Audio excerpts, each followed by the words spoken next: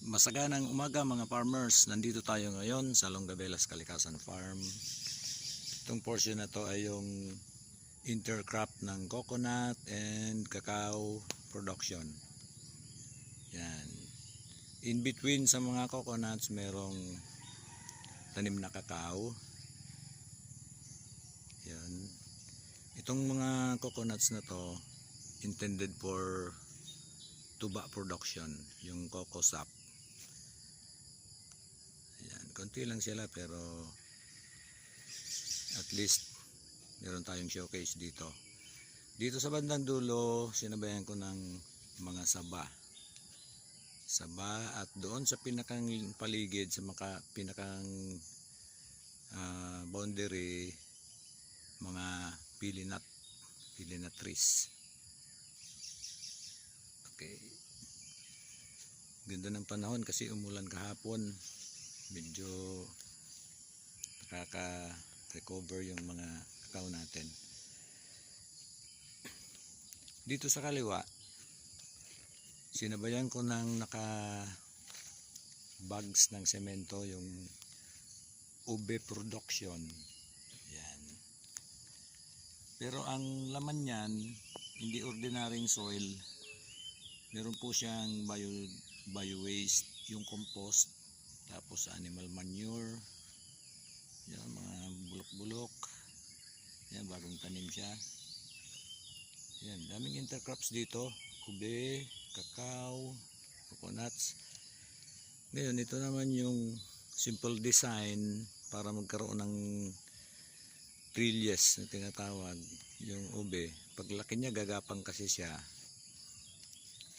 Ginamit namin yung palapa ng nyug. Trillies. At the same time parang edible landscaping na din. Ayun. Magmumukha siyang tunnel pagka gumapang na yung mga vines ng ube. Medyo aesthetic na din tingnan on a simple way.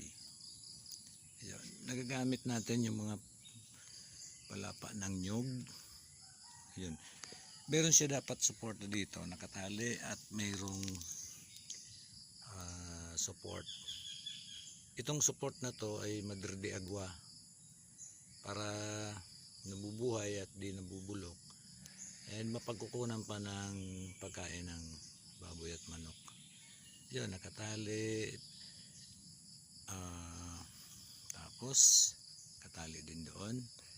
Merong vertical support para yung kawayan na horizontal ma-hold niya yon. Actually di pa to tapos, meron pa doon sa kabila, and lahat na tong portion na to ay hopefully mapuno namin ng naka-bags na mga tanim na ube. Dito sa kanan, tinaniman ko to 10 years ago ng mahogany. So ngayon, dinidiscourage na ng DNR yata yung pagtatanim ng mga mahogany kasi invasive daw. But anyway, ito naman yung purpose ko nito ay yung pag-scouring ng lupa dito sa portion na to kasi slopey siya, papunta doon sa ilog. Yun, ilog yun. Alongside dyan sa boundary nitong farm. So, yun, lumaki din mga mahogany. So eventually magiging timber production to. So to maximize the space, tinanim namin ng 3 bags of ubi plant per puno para ma-maximize yung space. Ito trial lang ito kasi sabi nga daw pag sa ilalim daw ng puno ng mahogany ay talagang namamatay yung mga tanim. Totoo naman, no, tingnan niyo. Hindi naman yan inalis yung mga tanim dyan dati, mga baging. Pero ngayon halos wala na nabubuhay sa ilalim niya. Pero itong ube gagasurvive naman, no. Tingnan niyo, parang gustong-gusto pa nga niyang gumagapang pataas, oh. Ayun. ito na una itong tinanim mga month of June. Pero tinanim siya, may dati na siyang dahon katulad nito. Ito 1 week pa lang sila. Ayun, 1 week pa lang. So this is a simple way of showing the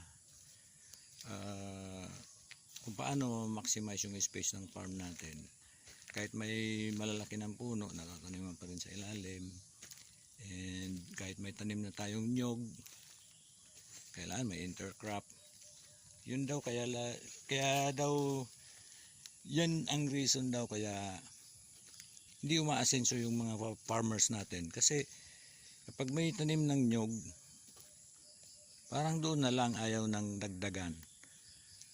So, yun yung idea, tinuturo ng PCA, na yung pag-i-intercrop sa ilalim ng puno ng nyog, ay pwede yung mga fruit trees, pwede itong kakao, pwede nga yung livestock.